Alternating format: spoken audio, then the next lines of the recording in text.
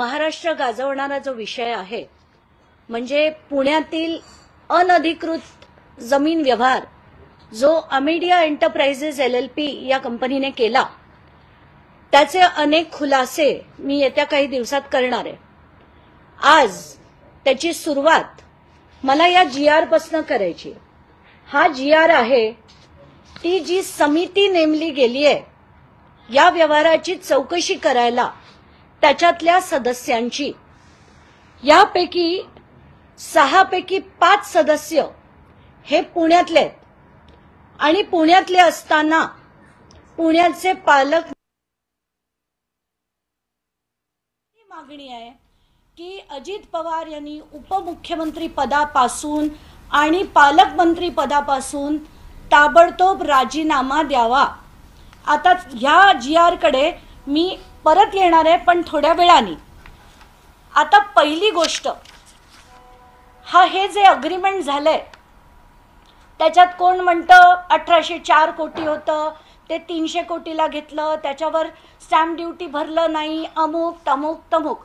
माझा पहिला प्रश्न की जे तिथे गायकवाड कुटुंब होतं ज्यांना ती महार वतनाची जमीन मिळाली जी नंतर खालसा झाली, ती खालसा झाल्यानंतर त्यांना ती परत कधीही दिली गेली नसताना त्यांनी पॉवर ऑफ अटॉर्नी देऊन म्हणजे ती जमीन माझ्या नावावरच नाहीये तर मी पॉवर ऑफ अटॉर्नी देऊन त्याचा व्यवहार कसा करू शकते।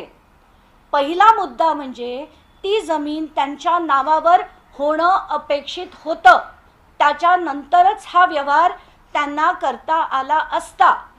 पण शीतल तेजवानी नावाची व्यक्ती ही 11,000 रुपये 30 डिसेंबर 2024 ला भरते, त्याचं पत्र ती कलेक्टरना पाठवते 30 डिसेंबर 2024 ला आणि 30 डिसेंबर 2024 पासून कलेक्टर त्याच्यावर कुठल्याही प्रकारची कारवाई करत नाही।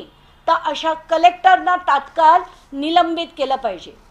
मुद्दा नंबर 2, ही जी so called power of attorney आहे ती सुद्धा रजिस्टर्ड नाही। तर कायदा असा म्हणतो की जेव्हा विक्रीचा व्यवहार असतो आणि विक्रीची सही करायची असते तर ती power of attorney he registered लागते, तर ही पॉवर ऑफ अटॉर्नी रजिस्टर्ड नव्हती। मुद्दा नंबर 3 जे आत्ता म्हटलं गेलं होतं आणि हा अतिशय महत्त्वाचा मुद्दा आहे की हे जे सो कॉल्ड आम्ही कॅन्सल रद्द करून टाकतो, आम्ही तो चोरीचा माल परत देऊन टाकतो आणि पोलिसांना सांगतो आम्हाला पकडू नका।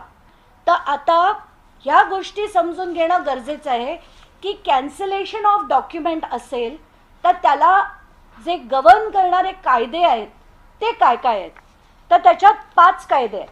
पहिलं आहे स्पेसिफिक रिलीफ ॲक्ट 1963, त्याच्या सेक्शन 31 ते 33 मध्ये कोण कॅन्सल करू शकतं याचे डिटेल्स आहेत। दुसरं इंडियन कॉन्ट्रॅक्ट ॲक्ट, तिसरं रजिस्ट्रेशन ॲक्ट, चौथं सिव्हिल प्रोसिजर कोड आणि 5वं लिमिटेशन ॲक्ट। आता कुठलाही व्यवहार रद्द करताना कोण करू शकतं? जर मी जागेची मालक आहे आणि मी कोणाला विकली तर मी किंवा ते घेणारे हा व्यवहार रद्द करू शकतात। पण आत्ताच्या घटनेला शीतल तेजवानी ही जागेची मालकही नाही, तिच्याकडे सही करण्याचे अधिकार नाही आहेत। ती जर पॉवर ऑफ अटॉर्नी सगळी वाचली तर तिला पॉवर ऑफ अटॉर्नीमध्ये त्या गायकवाड कुटुंबानी जे अधिकार दिलेत त्यात कुठले कुठले अधिकार आहेत तर वकील नेमण्याचे, गव्हर्नमेंट ऑफिसमध्ये प्रतिनिधित्व करण्याचे, इतर सगळे अधिकार, कोर्टात केसेस फाईल करण्याचे, डॉक्युमेंटेशन तयार करायचे अधिकार आहेत। पण गायकवाड कुटुंबाच्या वतीने खरेदी खतावर सही करण्याचे अधिकार शीतल तेजवानीला नाहीत। म्हणून एक तर ती करू शकत नाही। अमेडिया एंटरप्राइजेस कडनं जर लिहिलं गेलं तर एखादा व्यक्ती, आता कायदा काय म्हणतो मी कायद्याप्रमाणे वाचून दाखवते। हे जे पहिलं पत्र आहे ते दुय्यम निबंधक यांनी 7 तारखेला दिलेलं पत्र आहे। ते कोणाला आहे? प्रति अमेडिया एंटरप्राइजेस LLP तर्फे भागीदार श्री दिग्विजय अमरसिंह पाटील आपण सादर केलेल्या रद्द लेखाबाबत आज तारीख सोळा रोजी तुम्ही हा रद्द लेख शीर्षक दस्तावेज नोंदणीच्या उद्देशाने या कार्यालयात आणून दाखवला आहे. याबाबत पुढील प्रमाणे मग त्यांनी मुद्दा नंबर 1 आणि मुद्दा नंबर 2 लिहिला. त्याच्यात की तुम्ही इतके टक्के स्टॅम्प ड्युटी, इतके टक्के सेस, अमुक तमुक करून तुम्ही भरायला हवेत. मुद्दा नंबर 2 सुद्धा तसाच आहे. शेवटची ओळ म्हणते, वरील मुद्दा नंबर 1 व 2 मधील बाबींची पूर्तता करून दस्त नोंदणीसाठी सादर करण्यात यावा, जेणेकरून पुढील कारवाई करणे शक्य होईल. तर या विद्वान निबंधकांना सांगणं आहे की हा रद्द ना पार्थ पवार करू शकतात, ना त्यांची अमेडिया कंपनी करू शकते, ना शीतल तेजवानी करू शकते. कारण हे रद्द करण्याचे अधिकार या दोन्ही मंडळींना नाही, कारण त्यांच्याकडे जमिनीचेच अधिकार मुळात नाही आहेत. तर ही जर रद्द करायची असेल तर त्याचं प्रोसिजर आहे आणि ते प्रोसिजर असं आहे की सरकारने कोर्टात म्हणजे सिव्हिल कोर्टमध्ये हा दावा करून मगच हे प्रोसिजर रद्द करण्याचं ते करू शकतात. म्हणजे हे आता जे बातम्या चालल्यात ना, 42 कोटी रुपये देऊन ते सगळा व्यवहार करण्यात येईल, तर 42 कोटी रुपये देऊन कोणीही हा व्यवहार ना शीतल तेजवानी करू शकते, ना अमेडिया करू शकते, ना अजित पवार करू शकतात, ना देवेंद्र फडणवीस करू शकतात. कायद्याने हा व्यवहार रद्द होता येणार नाही. आता त्याच्यातल्या काही बाबी मी मुद्दाम वाचून दाखवते. Who can sick cancellation? The aggrieved person, म्हणजे जसं मी म्हटलं, माझी जमीन असेल तर मी विकत घेणारा असेल तर तो, किंवा आमचे लिगल एअर्स, किंवा गव्हर्नमेंट अथॉरिटीज जर ही पब्लिक प्रॉपर्टी असेल तर. आणि जसं मी म्हटलं, ही खालसा झालेली जमीन आहे, तर हे फक्त रद्द करण्याचे अधिकार हे सरकारकडे आहेत. ते सुद्धा सिव्हिल कोर्ट मूव्ह केल्यानंतरच त्यांना करता येण्यासारखे आहेत. आता सेक्शन पहिलं मी स्पेसिफिक रिलीफ ॲक्ट तुम्हाला वाचून दाखवते. त्यात सरळ सरळ असं लिहिलं आहे की फ्रॉड करणाऱ्या अधिकाऱ्यांना हे करण्याचे अधिकार मुळात नाहीच आहेत. तर आता जर अमेडिया कंपनीने हा सरळ सरळ जो फ्रॉड केलेला आहे, त्यांनी जर दस्तावेज कॅन्सलेशनचे म्हणजे रद्द करण्यासाठी मागणी केली असेल तर त्यांना तो हक्क नाही, असं स्पेसिफिक परफॉर्मन्स ॲक्टमध्ये सेक्शन 31 पासून सगळं लिहिलेलं आहे. त्याच्यातल्या पहिल्या सेक्शनमध्ये म्हणजे सेक्शन नंबर 16. आता हे जे मी बोलते आहे ते सगळं माध्यमांकडे PDF मध्ये मी देणार आहे, ते तुम्ही तुमच्या चॅनलवर दाखवा. तर पहिला अधिकार, personal bar to relief specific performance of contract can not be enforced in favour of a person. जर त्यांनी विलफुल फ्रॉड केला असेल अशा व्यक्तीला कॅन्सलेशनचा अधिकार नाही. दुसरं, हे कोण करू शकतं? तर याच्यात मुद्दा नंबर 32 मध्ये सरळ लिहिलेलं आहे की a court in its discretion if so adjust and order only then can it be cancelled. आता मुद्दा नंबर 2, रजिस्ट्रेशन ॲक्ट काय म्हणतं? तर जसं मी कालपासून म्हणत होते की रजिस्ट्रेशन ॲक्टमध्ये 2 गोष्टी आहेत, सेक्शन नंबर 81 आणि सेक्शन नंबर 82. तर याच्यातलं सेक्शन नंबर 81 काय म्हणतं की जे अधिकारी, जसं ते येवले आहेत, त्यांनी जर चुकीच्या गोष्टी केल्या असतील, ते अधिकारी फ्रॉड करत असतील आणि त्यांना माहिती असून सुद्धा जर त्यांनी फ्रॉड केला असेल तर सेक्शन 81 खाली पेनल्टीज त्यांना काय काय लागतील याचे डिटेल्स दिलेले आहेत. हे shall be punishable with imprisonment for a term which may extend to 7 years or with fine or with both. आणि आता महत्त्वाचा section 82, penalty for making false statement, delivering false copy or translation, false personation or abetment. म्हणजे काय की जर मी खोटा व्यक्ती उभा केला, म्हणजे ज्याचं नाव आता समजा पार्थ अजित पवारच्या ऐवजी दुसरा पार्थ पवार उभा केला किंवा दुसरा दिग्विजय पाटील उभा केला, तर अशा खोट्या व्यक्तींना जर उभं केलं गेलं तर त्याच्यावर त्यांना शिक्षा होऊ शकते, जी 7 वर्ष किंवा त्यांच्यावर फाईन किंवा दोन्ही हे त्यांना होऊ शकते नाही, ही होते. आता याच्यात तिसरी गोष्ट, सेक्शन 83 म्हणतं की offences punishable under this act shall be triable by court or officer exercising power not less than those of a magistrate.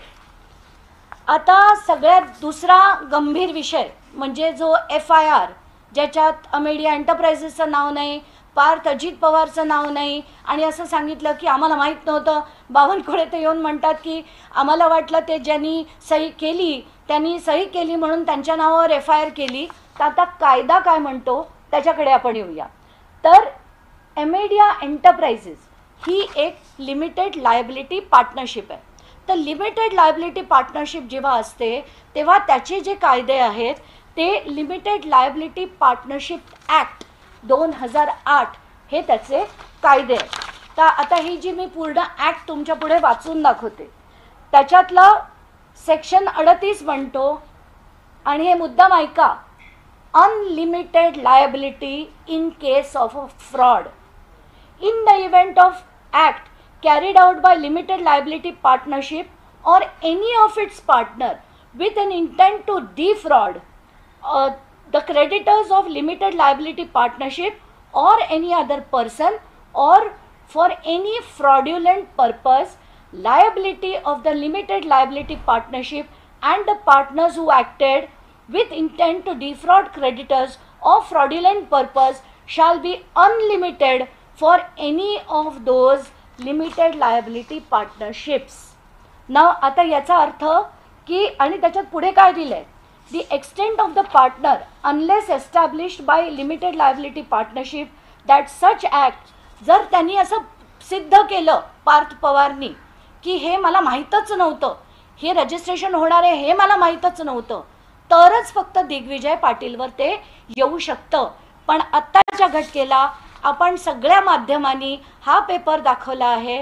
याच्यात कायद्यानी अमेडिया एंटरप्राइजेस LLP ज्याच्या दोन्ही पार्टनर्सच्या सह्या आहेत ते म्हणतात की या व्यवहाराचे अधिकार हे आम्ही पूर्णपणे दिग्विजय पाटलांना देत आहोत. याचा अर्थ, आणि याच्यात पार्थ पवारची सही आहे, याचा अर्थ पार्थ पवारला आणि अमेडिया एंटरप्राइजेसला पूर्णपणे या व्यवहाराची कल्पना होती म्हणून. आणि खरं तर आपण सगळेच जण पहिल्याच दिवशी मी त्यांचे जेव्हा डॉक्युमेंट्स काढले तेव्हाच कळलं की 99% पार्टनरशिप ही पार्थ पवारची आहे आणि 1% पार्टनरशिप ही दिग्विजय पाटीलची आहे. पण तरीसुद्धा FIRमध्ये त्याचं नाव घातलं गेलं नाही. हे नुसते वाचवण्याचे धंदे आहेत. आणि आता ही ॲक्ट ही मी तिथल्या पोलीस अधिकाऱ्यांना पाठवून देणार आहे. LLP ॲक्ट 2008 प्रमाणे त्यांची अनलिमिटेड लायबिलिटी आहे आणि पार्थ पवारवर देखील ताबडतोब हा FIR झाला पाहिजे. त्याच्यात पुढे असं दिलंय, without prejudice to any criminal proceedings which may arise under the law for the time being in force, the limited partnership and any such partner or designated partner or employee shall be liable to compensation to person who has suffered the loss, आणि provided that such, परत तोच मुद्दा आहे की जर त्याला फक्त माहीत नसेल की हा व्यवहार होतोय तरच तो त्याच्यातनं बाहेर पडू शकतो, नाहीतर प्रत्येक पार्टनरला हे भोगावंच लागेल, याची जी शिक्षा आहे ती भोगावी लागेल. आता तिसरा मुद्दा, जर कोणीही सरकारी जमिनीत कुठलाही गैरव्यवहार केला तर त्याच्या लायबिलिटीज किती आहे, तर त्याच्यावर लागणारे जे क्रिमिनल ऑफेन्सेस आहेत ते किती आहेत त्याचे मी डिटेल्स वाचून दाखवते. Criminal offences and punishment when government land is usurped by forging, manipulating documents, the perpetrators can be charged under several sections of the Indian Penal Code, including section 420, 466, 468, 471, 441, 442, 447 and other relevant section for destruction of falsification of public documents. आणि याच्यात 7 ते 14 वर्षाची शिक्षा आणि fine किंवा दोन्ही याची ती शिक्षेचं प्रोव्हिजनिंग आहे.